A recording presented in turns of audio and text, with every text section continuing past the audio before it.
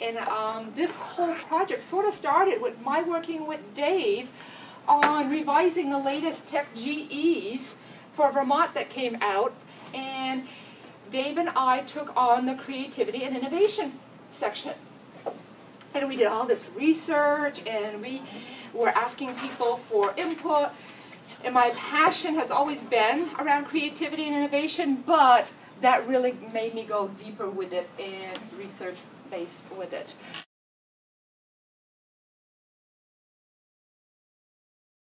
Oh, Twitter tags for this workshop. This is the three of us and you, all of you in this.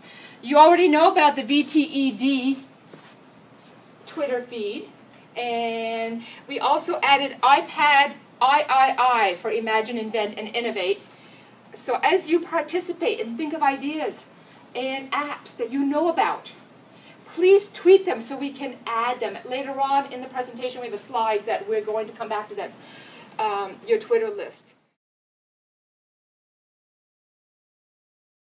If I ask you that question right now, raise your hand if you think you're creative. We have a really creative group. That's probably the title got you here, right? If you ask second graders that question, 95% of them raise their hands. If you ask fifth graders that question, it's closer to 50%.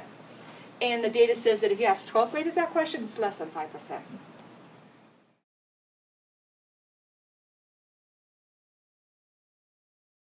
What's going on? What's happening? You've probably heard some of the message from Ken Robinson. I have a link to his video. It says schools kill creativity. This is not a new message.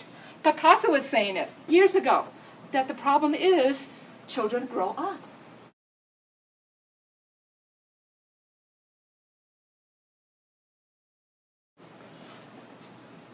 So we need to keep awakening that spirit of innovation. And this is not new either. We've been doing this for a long time. How many of you have some of these toys, or had them when you were growing up, or have them for your children or grandchildren? Anybody got anything here in the house? The erector sets of Play-Doh, the Tinker Toys. Well, we need to do this even more. Now we're giving kids these toys.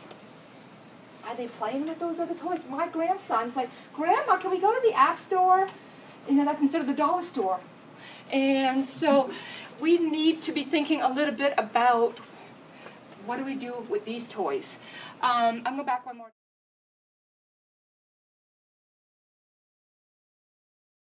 time.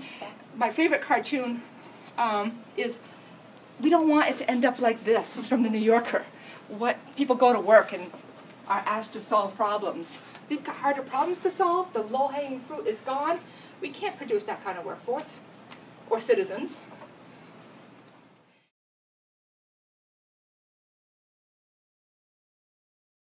And we know what we need to do. Dave and I have been talking about it when we were doing the creativity and innovation standards for Vermont. The ISTE standards are linked here. They've got creativity and innovation. The Vermont GEs have it too. It's all part of what we know we need to do.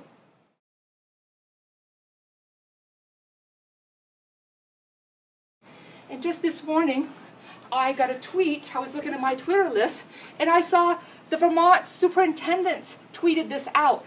They came up with this new task thing, and I linked it. This is fresh off the press. I saw it this morning, and I saw creativity and innovation central to their mission and the work that they're doing. And there's a whole document behind that. Superintendents know what we need to do.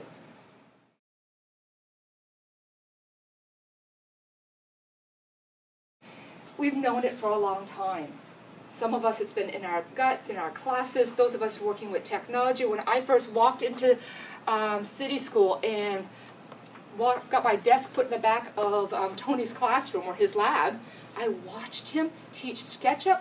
I had never seen anybody teach SketchUp to fifth graders. I watched him with kindergarten kids, and the things that he brought in were amazing. I learned so much by sitting in the back of that lab. This is a SketchUp drawing. Those of you, how many of you use SketchUp? It's a great tool, right? You can teach it to really young kids, and it brings out creativity and innovation. Any Scratch users here?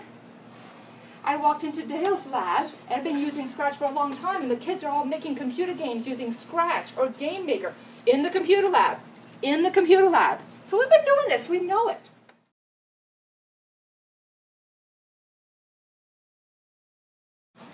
But is mobile innovation has really changed it, and it can change it in one of two ways.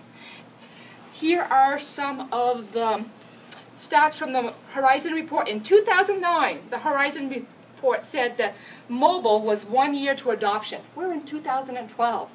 We're not looking ahead at mobile. We are experiencing it. The kids have it in their pockets. Some schools are starting to allow these tools. Some schools are providing them for every one of their students. We did a one-to-one with 7th and 8th graders, so 150 devices. And next year? And next year, actually the end of this year, we're adding 125, and the start of next year, we're adding 200 additional to cover 6 through 10. And Dale?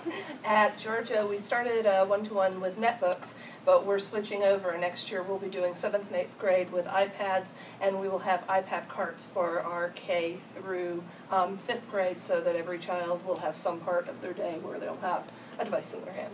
And you don't have to wait for that to happen. Your kids have these tools in their pocket.